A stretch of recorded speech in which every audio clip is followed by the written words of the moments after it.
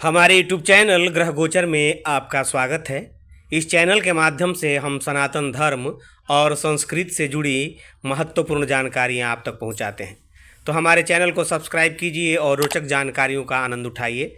आज हम बात करेंगे चैत्र नवरात्र में माँ के आगमन और उसके फल की। इस साल 19 मार्च दिन गुरुवार से मातृशक्ति की आराधना का महान पर्व चैत्र नवरात्र शुरू हो रहा है। वैसे तो माँ दुर्गा का वाहन सिंह है, लेकिन नवरात्र में माँ का आगमन वार यानी दिन के अनुसार अलग अलग सवारियों पर होता है। इसके साथ ही अलग अलग सवारी पर माँ के आगमन का फल भी अलग अलग होता है। तो चलिए जानते हैं कि 19 मार्च दिन गुरुवार से शुरू हो रहे चैत्र नवरात्र में माँ का आगमन किस सवारी पर हो रहा है और वो कैसा फल देने वाला है। इस संदर्भ में शास्त्रों में कहा गया है कि शशि सूर्ये गजारूढ़ा शनि भौमे तुरंग में गुरौ शुक्रे च दोलायाम बुधे नौका प्रकृतिता।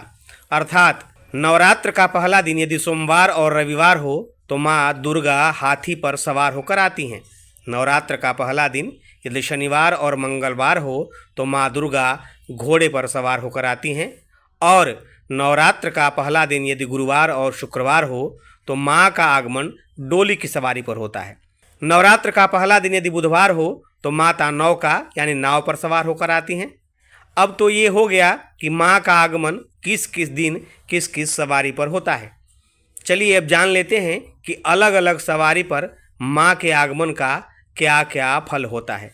देवी भागवत के अनुसार माता दुर्गा जिस वाहन से पृथ्वी पर आती हैं उसके अनुसार साल भर होने वाली घटनाओं का भी आकलन किया जाता है।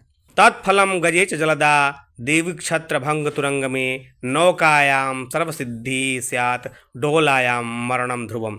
अर्थात देवी जब हाथी पर सवार होकर आती हैं तो ज़्यादा जल बरसता है, घोड़े पर आती हैं तो पड़ोसी देशों से युद्ध की आशंका बढ़ जाती है, देवी नौका पर आती हैं तो सभी की मनोकामनाएं पूरी होती हैं, और डोली पर आती हैं तो महामारी का भय बना रहता है।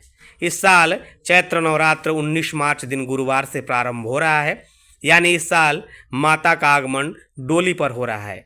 यानी इस साल डोली पर सवार होकर आने से महामारी की आशंका है। ऐसे में पूरी श्रद्धा के साथ चैत्र नवरात्र में माँ की आराधना करें ताकि माँ आपका और जगत का कल्याण करें।